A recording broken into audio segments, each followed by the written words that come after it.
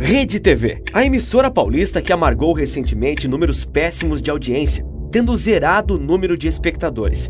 Mas e se a Rede TV e seus números ruins só estiverem antecipando o que em breve vai acontecer com as outras emissoras? Ou seja, e se a crise dela só estiver antecipando o inevitável, o fim das emissoras de televisão?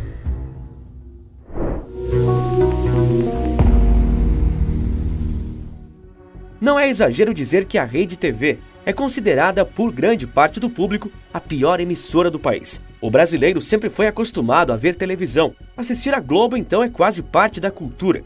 A Rede TV, apesar de conhecida Brasil afora, sempre disputou as piores colocações na luta pela audiência, registrando sempre baixas pontuações no famoso Ibope, que por mais que o medidor não tenha o mesmo nome atualmente, se tornou praticamente sinônimo para a audiência, e o Ibope da Rede TV se tornou motivo de piada nos últimos anos. Se antes ela estava sempre disputando o quarto lugar do Ibope com a Band, o mesmo não pode ser dito hoje. Essa disputa é rara agora. Tanto que recentemente até a TV Brasil chegou a registrar números de audiência melhores que a emissora. A Rede TV em si se tornou uma piada, ou ela sempre escolheu ser uma piada? O início da Rede TV não foi tão ruim quanto a situação de agora. A emissora surgiu em 1999, substituindo a histórica TV Manchete, e desde os primórdios ela se destacou por um grande fator.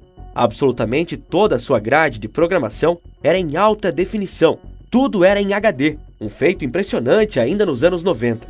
Os anos 2000 foram o auge da Rede TV, com programas de entretenimento voltados para notícias de famosos e fofocas, como TV Fama, notícias sobre bastidores da televisão, como A Tarde é Sua, e até a principal atração da emissora, o programa humorístico Pânico na TV. Nomes conhecidos da TV brasileira e outros famosos fizeram parte da Rede TV, como Adriane Galisteu, Luciana Gimenez e provavelmente a mais famosa de todas as atrações da emissora, Hebe Camargo. Apesar de hoje parecer mal das pernas financeiramente, a Rede TV já gastou centenas de milhões de reais para ter uma grade forte e ser uma emissora respeitável. Isso pode ser visto pelo fato do canal se preocupar em ser totalmente em HD 3D, mesmo quando os programas não eram de grande audiência. O canal também se destacou exibindo programas esportivos e até campeonatos de futebol internacionais. Mas mais do que isso, o canal ficou marcado por seus conteúdos de qualidade bastante duvidosa e que para muitas pessoas eram de baixo nível, como o teste de fidelidade do João Kleber. Esse apresentador também se destacou com o programa Você na TV, que era recheado de histórias ridículas e absurdas. Dessa forma, a emissora foi apontada no senso comum e até no imaginário popular do brasileiro como um canal que não era para ser levado a sério. Um dos fundadores e donos do canal, Marcelo de Carvalho, disse que esses conteúdos eram feitos porque o brasileiro não tinha interesse em conteúdos educativos, como aprender o funcionamento de um isótopo. Então, emissoras de sinal aberto, como a dele, precisavam priorizar e focar em um público abrangente, que se contentaria com entretenimento superficial e divertido. Essa dita baixaria e entretenimento superficial, na realidade, renderam bons índices de audiência para a emissora. Não, a Rede TV não era páreo para a Globo e nem conseguiu combater a Record ou o SBT na disputa pelo segundo lugar de audiência. Mas ela ainda era muito importante. E hoje dizer isso não é totalmente verdade. Você assiste a Rede TV? Conhece alguém que assiste a Rede TV, mesmo que de vez em quando? Provavelmente você me respondeu que não, porque a verdade é que o brasileiro praticamente não se lembra mais da emissora. Se um dia ela produziu programas originais, como Pânico na TV, e transmitiu bons desenhos, como Pokémon, ou exibiu grandes partidas de futebol, como o Campeonato Italiano recheado de grandes jogadores, o mesmo não pode ser dito nesse momento. Hoje, a grade da emissora se resume a pegadinhas ou programas de entretenimento que, na prática, não entretem ninguém. Eu não estou exagerando quando digo que praticamente ninguém se diverte ou se interessa pelo conteúdo da Rede TV. Os números mostram isso. A emissora simplesmente zerou a própria audiência, registrando o chamado traço. No dia 12 de maio, o programa matinal Bom Dia Você registrou 0,2 ponto de audiência. Você não ouviu errado. E antes disso, o programa Você na TV ficou com 0,0. Esse 0,0 é o chamado traço, o que, segundo os mediadores de audiência, significa que menos de 7 mil residências na Grande São Paulo estavam sintonizadas na Rede TV. Provavelmente, a emissora deve se perguntar: por que as pessoas não assistem mais a gente? Mas a pergunta mais correta deveria ser: por que alguém assistiria à Rede TV? Hoje em dia, a internet comanda tudo. Uma pessoa de qualquer idade tem acesso a todo o conteúdo de informação, entretenimento ou esporte na palma da mão. A Rede TV parou no tempo, enquanto as pessoas não. O que nos leva à pergunta: o fim da Rede TV é um sinal de que o fim da televisão está próximo? A bem da verdade é que a televisão não influencia mais as pessoas como fez em toda a sua história. A dominação acabou. Eu, você e o brasileiro no geral chegávamos cansados após um longo dia de trabalho e estudo. E qual era uma das primeiras coisas que a gente fazia? Era ligar a TV. Era um hábito, quase um ritual. Desde crianças até adultos e idosos, todos consumiam televisão praticamente durante todo o dia, vendo desenhos e programas, filmes e jornais, reality shows e esquetes de humor.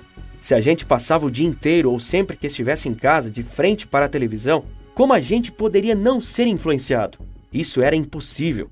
Por isso, a televisão influenciou e até moldou a opinião de gerações inteiras. No início do vídeo, eu disse que assistir televisão era um costume do povo brasileiro. Mas não foi só um costume. A televisão formou parte da cultura brasileira nos últimos 50 anos.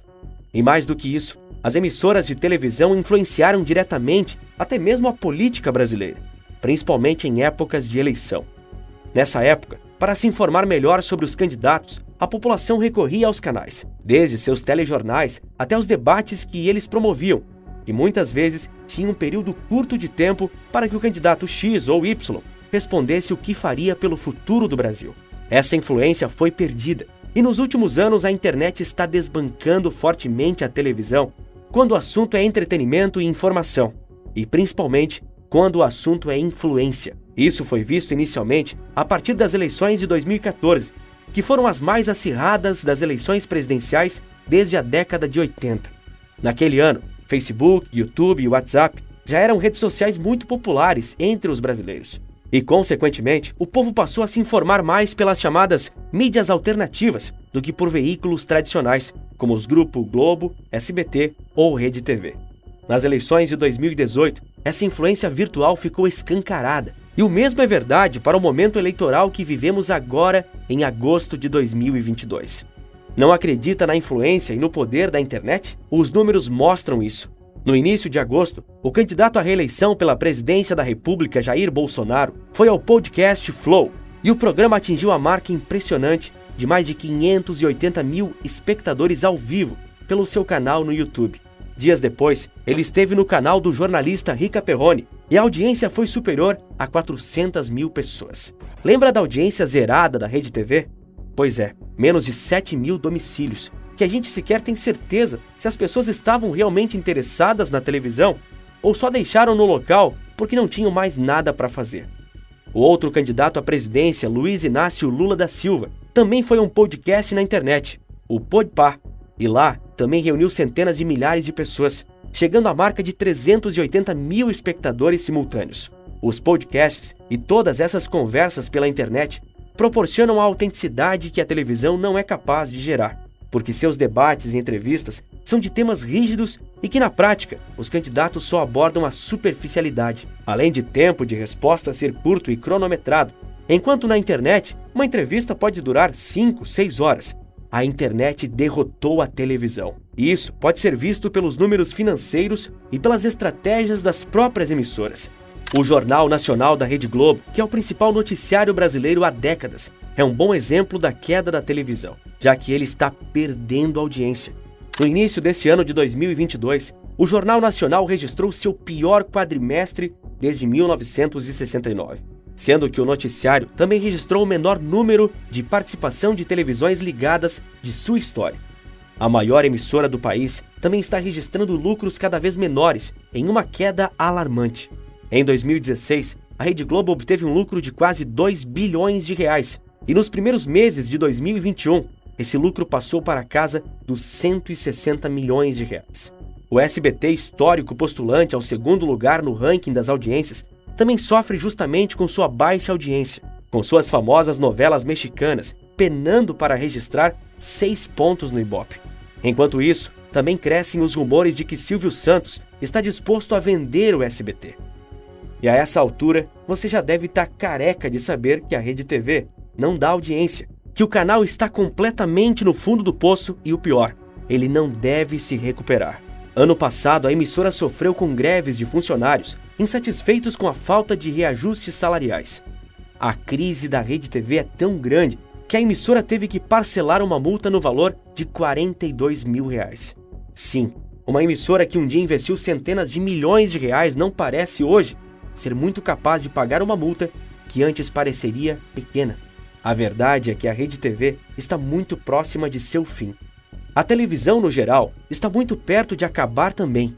E os próprios canais sabem disso e por isso também investem maciçamente em seus serviços de streaming, como o Globoplay, e em programas que têm um apelo direto com a internet, como reality shows. Apesar de a televisão ter moldado a cultura brasileira, assistir a ela nem é um costume hoje em dia. E daqui a um tempo, afirmar que esses canais não existem mais poderá ser a verdade absoluta. E se você quiser saber como eu fiz para criar um negócio digital totalmente anticrise e rentável, eu liberei hoje um aulão gratuito ensinando como qualquer pessoa pode fazer o mesmo, independente da idade, ocupação ou nível de conhecimento. Basta clicar no link da descrição. E aproveita também para seguir a gente no Instagram. Eu tô começando um conteúdo diferenciado por lá. Se eu fosse você, não perderia tempo. @maestria nos negócios. Segue lá. Sabe quem também anda muito mal das pernas? A Magazine Luiza. Quer saber como uma das maiores varejistas do Brasil está perto de falir? Então clique no vídeo que está aparecendo na sua tela que eu te conto tudo. Por esse vídeo é isso. Um forte abraço e bons negócios!